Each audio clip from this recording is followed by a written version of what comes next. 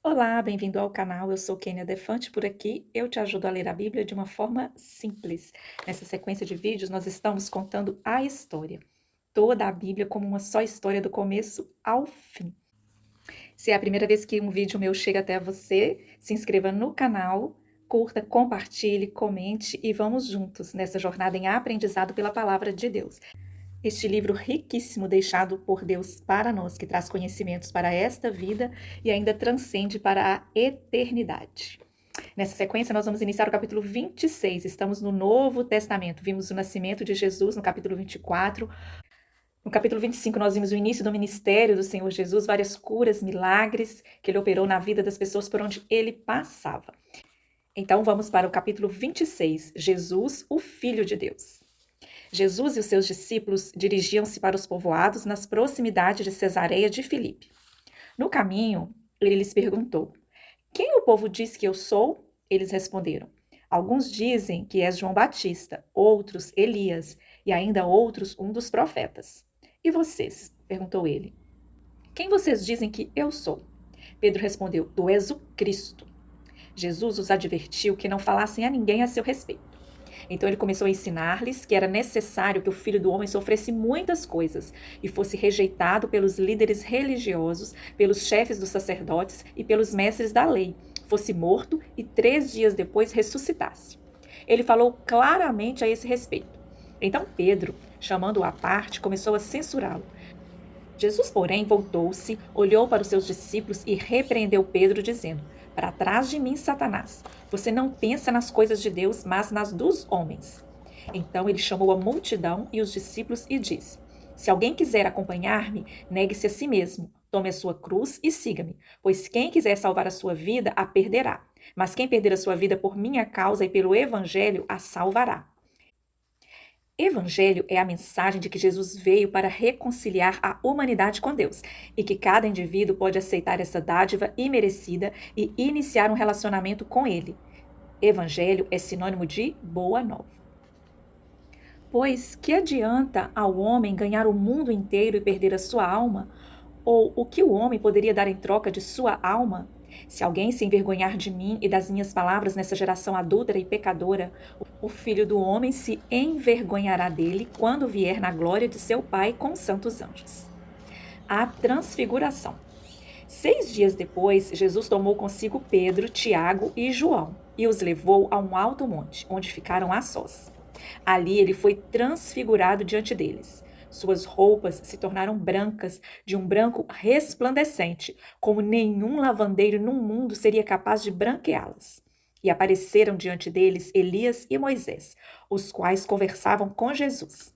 Então Pedro disse a Jesus: Mestre, é bom estarmos aqui. Façamos 3 tendas, uma para ti, uma para Moisés e uma para Elias. Ele não sabia o que dizer, pois estavam apavorados. A seguir, apareceu uma nuvem e os envolveu. E dela saiu uma voz e disse: Este é o meu filho amado, ouçam-no. Repentinamente, quando olharam ao redor, não viram mais ninguém, a não ser Jesus. Enquanto desciam do monte, Jesus lhes ordenou que não contassem a ninguém o que tinham visto, até que o Filho do Homem tivesse ressuscitado dos mortos. Eles guardaram o assunto apenas entre si, discutindo o que significaria ressuscitar dos mortos. Quando chegaram aonde estavam os outros discípulos, viram uma grande multidão ao redor deles e os mestres da lei discutindo com eles. Logo que viu Jesus, o povo ficou muito surpreso e correu para saudá-lo. Eles saíram daquele lugar e atravessaram a Galileia. Jesus não queria que ninguém soubesse onde eles estavam, porque estava ensinando os seus discípulos. E lhes dizia: O Filho do Homem está para ser entregue nas mãos dos homens. Eles o matarão, e 3 dias depois ele ressuscitará. Mas eles não entendiam o que ele queria dizer e tinham receio de perguntar-lhe. Lembra-se dos reis Davi e Salomão? Todos os grandes líderes do passado de Israel haviam sido guerreiros, construtores e diplomatas. Não é de surpreender que a maioria das pessoas imaginasse que o novo rei, o Messias, seria o maior guerreiro, construtor e libertador de todos. Imagine como era estranho que Jesus parecesse indiferente a uma mudança de regime. Sua mensagem era: abre teu coração a Deus. Ele não armazenou armas ou treinou um pelotão de soldados para derrubar o governo romano. Essa atitude inesperada, aliada ao desprezo de Jesus pelas regras religiosas ou à sua insistência em um arrependimento pessoal sincero, ofendia muito dos membros da elite religiosa de Jerusalém. Os fariseus eruditos consideravam que ele ensinava uma filosofia perigosa e ilusória. Em meio à oposição crescente por parte dos judeus e à popularidade entre os cidadãos comuns, Jesus foi para Jerusalém, a fim de celebrar um dos mais importantes feriados judaicos, a festa dos tabernáculos. Ele utilizou a ocasião para revelar seu poder, sua identidade e sua missão. Na festa, os judeus estavam esperando e perguntavam: onde está aquele homem? Entre a multidão havia muitos boatos a respeito dele. Alguns diziam: é um bom homem. Outros respondiam: não, ele está enganando o povo. Mas ninguém falava dele em público, por medo dos judeus. Quando a festa estava na metade, Jesus subiu ao templo e começou a ensinar. Os judeus ficaram admirados e perguntaram: como foi que este homem adquiriu tanta instrução sem ter estudado? Então, alguns habitantes de Jerusalém começaram a perguntar: não é este o homem que estão procurando matar? Aqui está ele falando publicamente e não lhe dizem uma palavra. Será que as autoridades chegaram à conclusão de que ele é realmente o Cristo? Mas nós sabemos de onde é este homem. Quando o Cristo vier, ninguém saberá de onde ele é. Enquanto ensinava no pátio do templo, Jesus exclamou: sim, vocês me conhecem e sabem de onde eu sou. Eu não estou aqui por mim mesmo, mas aquele que me enviou é verdadeiro. Vocês não o conhecem, mas eu o conheço porque venho da parte dele e ele me enviou. Então tentaram prendê-lo, mas ninguém lhe pôs as mãos, porque a sua hora ainda não havia chegado. Assim mesmo, muitos no meio da multidão creram nele e diziam: quando o Cristo vier, fará mais sinais milagrosos do que este homem fez? No último e mais importante dia da festa, Jesus levantou-se e disse em alta voz: se alguém tem sede, venha a mim e beba. Quem crer em mim, como diz a Escritura, do seu interior fluirão rios de água viva. Ele estava se referindo ao Espírito, que mais tarde receberiam os que nele crescem. Até então, o Espírito ainda não tinha sido dado, pois Jesus ainda não fora glorificado. Ouvindo as suas palavras, alguns do meio do povo disseram: certamente este homem é o profeta. Outros disseram: ele é o Cristo.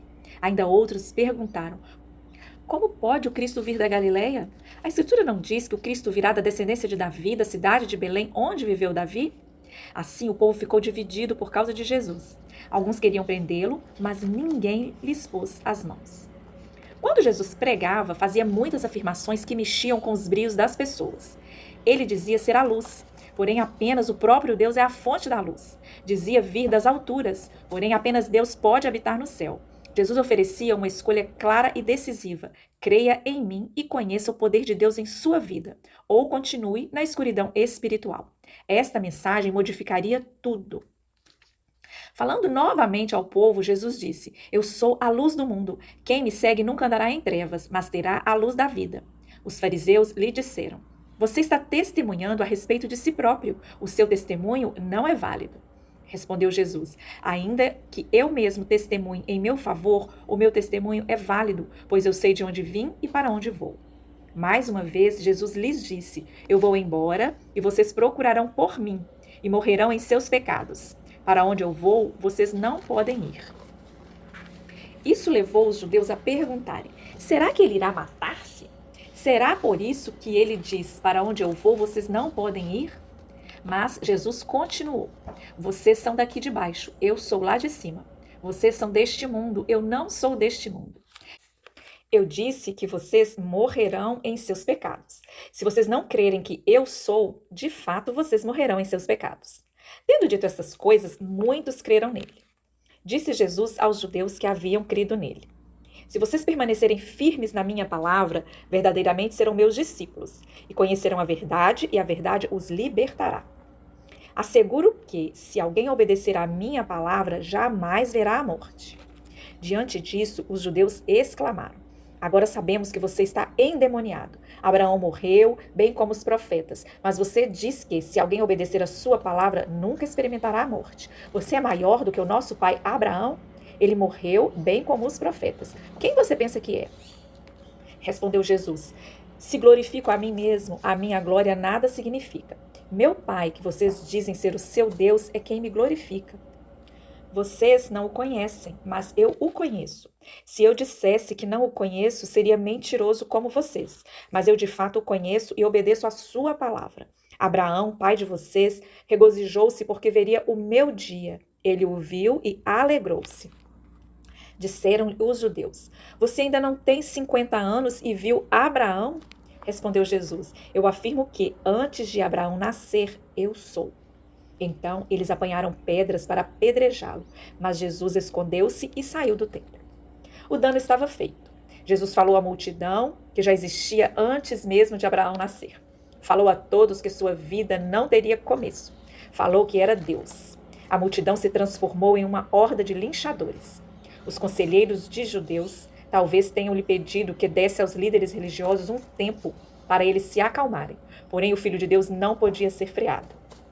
A paixão por mostrar às pessoas a glória do Senhor o impulsionava. E mesmo quando um amigo morreu, ele utilizou essa experiência como mais um exemplo do poder do Altíssimo. Havia um homem chamado Lázaro. Ele era de Betânia, do povoado de Maria e de sua irmã Marta. E aconteceu que Lázaro ficou doente. Maria, sua irmã, era a mesma que derramara perfume sobre o Senhor e lhe enxugara os pés com seus cabelos. Então as irmãs de Lázaro mandaram dizer a Jesus: Senhor, aquele a quem amas está doente. Ao ouvir isso, Jesus disse: Essa doença não acabará em morte, é para a glória de Deus, para que o Filho de Deus seja glorificado por meio dela. Jesus amava Marta, a irmã dela, e Lázaro. No entanto, quando ouviu falar que Lázaro estava doente, ficou mais 2 dias onde estava. Depois disse aos seus discípulos: Vamos voltar para a Judeia. Mestre, há pouco os judeus tentaram apedrejar-te, e assim mesmo vais voltar para lá? Jesus respondeu: O dia não tem 12 horas? Quem anda de dia não tropeça, pois vê a luz deste mundo. Quando anda de noite, tropeça, pois nele não há luz. Depois de dizer isso, prosseguiu, dizendo-lhes: Nosso amigo Lázaro adormeceu, mas vou até lá para acordá-lo. Seus discípulos responderam: Senhor, se ele dorme, vai melhorar. Jesus tinha falado da sua morte, mas os seus discípulos pensaram que eles estavam falando simplesmente do sono. Então lhes disse claramente: Lázaro morreu, e para o bem de vocês, estou contente por não ter estado lá, para que vocês creiam, mas vamos até ele. Então Tomé, chamado Dídimo, disse aos outros discípulos: Vamos também para morrermos com ele. Ao chegar, Jesus verificou que Lázaro já estava no sepulcro havia 4 dias.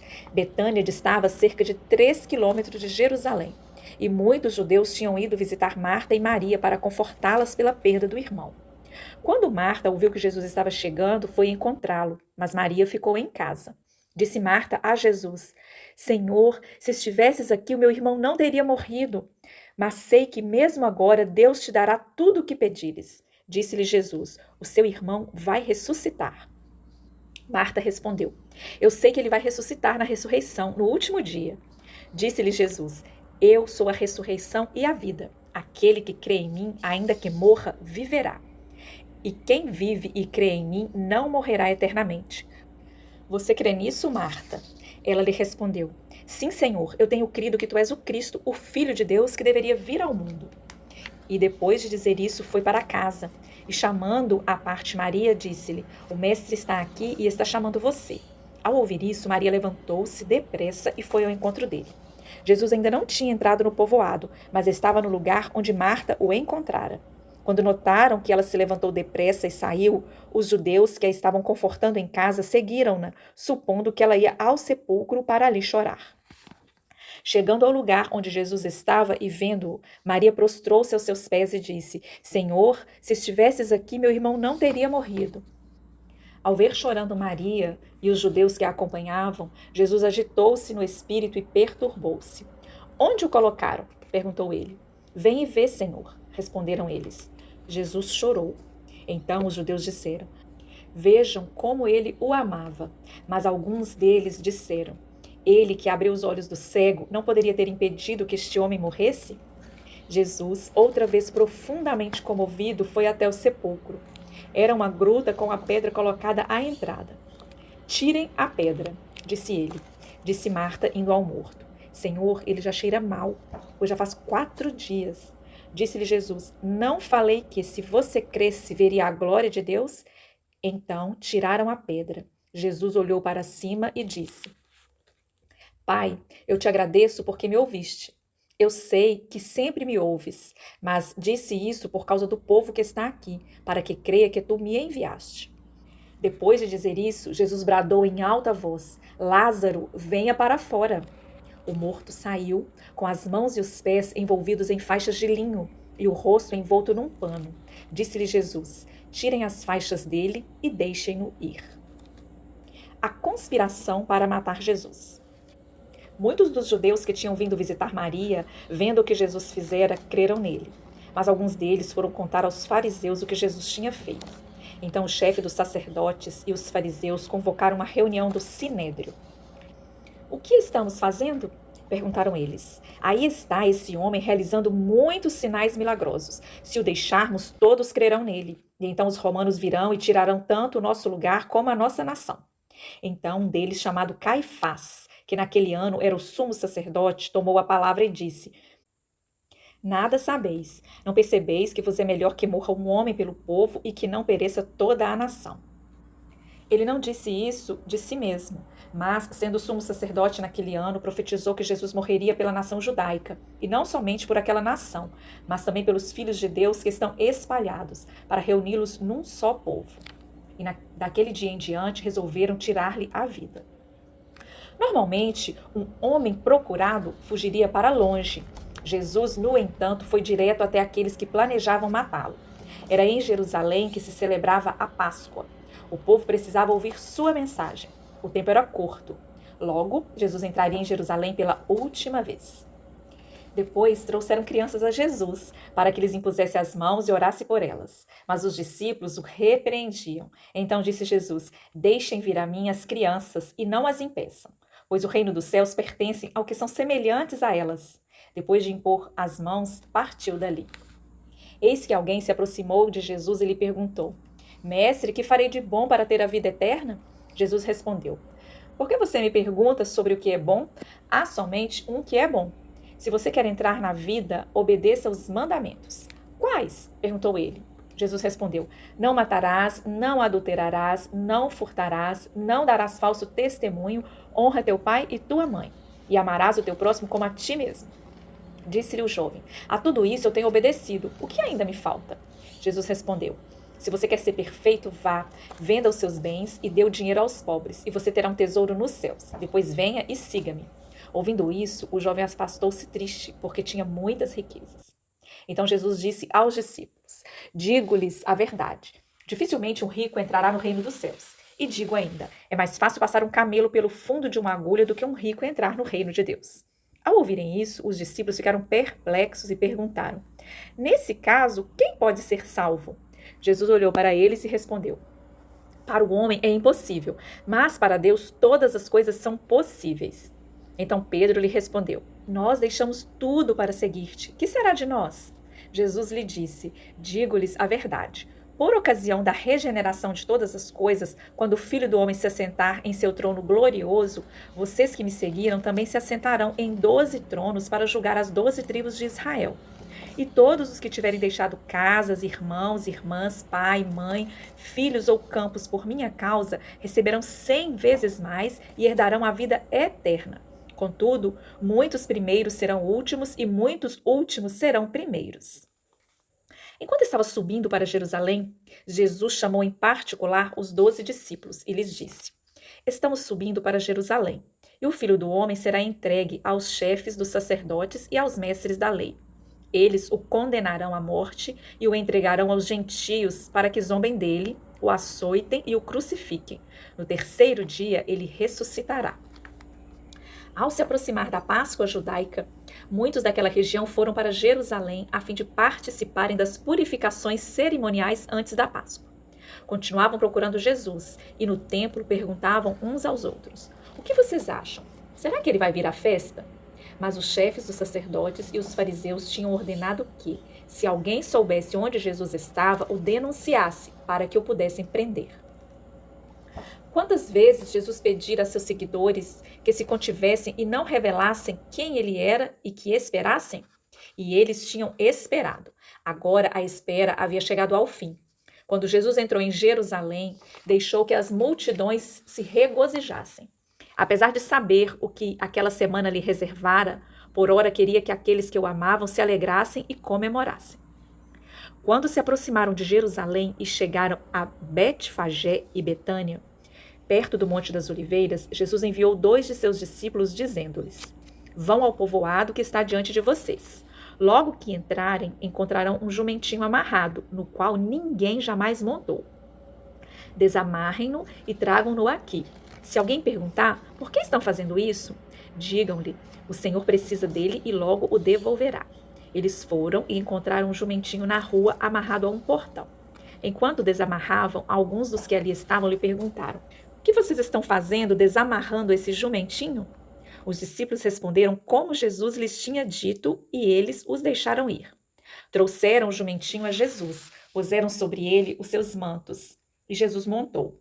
Muitos estenderam seus mantos pelo caminho, outros espalharam ramos que haviam cortado nos campos. Os que iam adiante dele e os que o seguiam gritavam: Hosana, bendito é o que vem em nome do Senhor, bendito é o reino vindouro do nosso pai Davi, Hosana nas alturas. Hosana é um termo hebraico que significa salve e que se tornou uma expressão exclamativa de louvor. Quando Jesus entrou em Jerusalém, toda a cidade ficou agitada e perguntava: Quem é este?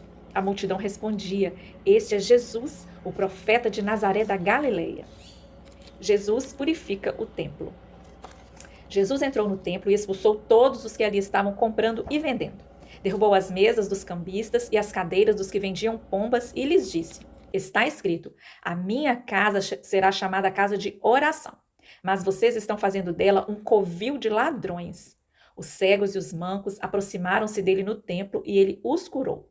Mas, quando os chefes dos sacerdotes e os mestres da lei viram as coisas maravilhosas que Jesus fazia e as crianças gritando no templo, Hosana ao filho de Davi, ficaram indignados e lhe perguntaram: Não estás ouvindo o que as crianças estão dizendo? Respondeu Jesus: Sim, vocês nunca leram? Dos lábios das crianças e dos recém-nascidos suscitaste louvor? E deixando-os, saiu da cidade para Betânia, onde passou a noite. Jesus passou boa parte da sua última semana ensinando no templo. Rabinos geralmente faziam seus sermões no templo ou nas sinagogas. Aquele rabino, no entanto, era diferente. Ele subvertia todas as crenças ao sugerir que o Messias, que era maior até mesmo que o rei Davi, lhes dirigia a palavra. Ninguém jamais havia falado daquela forma. Ninguém tivera essa audácia. Ensinando no templo, Jesus perguntou: Como os mestres da lei dizem que o Cristo é o filho de Davi? O próprio Davi, falando pelo Espírito, disse: O Senhor disse ao meu Senhor: Senta-te à minha direita, até que eu ponha os teus inimigos debaixo de teus pés. O próprio Davi o chama Senhor. Como pode então ele ser seu filho? E a grande multidão o ouvia com prazer. As massas gostavam de Jesus, mas o ódio dos líderes religiosos ia se intensificando. Jesus era de tal forma humano que, quando a situação se agravou, sentiu angústia em seu coração. Porém, o Filho de Deus enfrentou o medo e recusou-se a permitir que ele o impedisse de fazer a vontade do seu Pai. Agora meu coração está perturbado. E o que direi? Pai, salva-me desta hora? Não, eu vim exatamente para isto, para esta hora. Pai, glorifica o teu nome. Então veio uma voz dos céus: Eu já o glorifiquei e o glorificarei novamente. A multidão que ali estava e a ouviu disse que tinha trovejado. Outros disseram que um anjo lhe tinha falado. Jesus disse: Esta voz veio por causa de vocês e não por minha causa. Chegou a hora de ser julgado este mundo. Agora será expulso o príncipe deste mundo. Mas eu, quando for levantado da terra, atrairei todos a mim. Ele disse isso para indicar o tipo de morte que haveria de sofrer. Mesmo depois que Jesus fez todos aqueles sinais milagrosos, não creram nele. Ainda assim, muitos líderes dos judeus creram nele, mas por causa dos fariseus não confessavam sua fé, com medo de serem expulsos da sinagoga, pois preferiram a aprovação dos homens do que a aprovação de Deus. Então Jesus disse em alta voz: Quem crê em mim, não crê apenas em mim, mas naquele que me enviou. Quem me vê, vê aquele que me enviou. Eu vim ao mundo como luz, para que todo aquele que crê em mim não pereça nas trevas. Se alguém ouve as minhas palavras e não lhes obedece, eu não o julgo, pois não vim para julgar o mundo, mas para salvá-lo. Há um juiz para quem me rejeita e não aceita as minhas palavras. A própria palavra que proferi o condenará no último dia. Pois não falei por mim mesmo, mas o Pai que me enviou me ordenou o que dizer e o que falar. Sei que o seu mandamento é vida eterna. Portanto, o que eu digo é exatamente o que o Pai me mandou dizer. Faltavam apenas 2 dias para a Páscoa e para a festa dos pães sem fermento. Os chefes dos sacerdotes e os mestres da lei estavam procurando um meio de flagrar Jesus em algum erro e matá-lo. Mas diziam, não durante a festa, para que não haja muito tumulto entre o povo. Sorrateiramente, um poder sinistro tramava e aguardava. Essa força do mal encontrou uma porta de entrada em meio aos seguidores mais próximos de Jesus. Tudo o que ela precisava para acelerar sua conspiração era de um pouco de ganância. Então, Satanás entrou em Judas, chamado Iscariotes, um dos 12. Judas dirigiu-se aos chefes dos sacerdotes e aos oficiais da guarda do templo e tratou com eles como lhes poderia entregar Jesus. A proposta muito os alegrou. Eles prometeram dinheiro. Ele consentiu e ficou esperando uma oportunidade para lhes entregar Jesus quando a multidão não estivesse presente.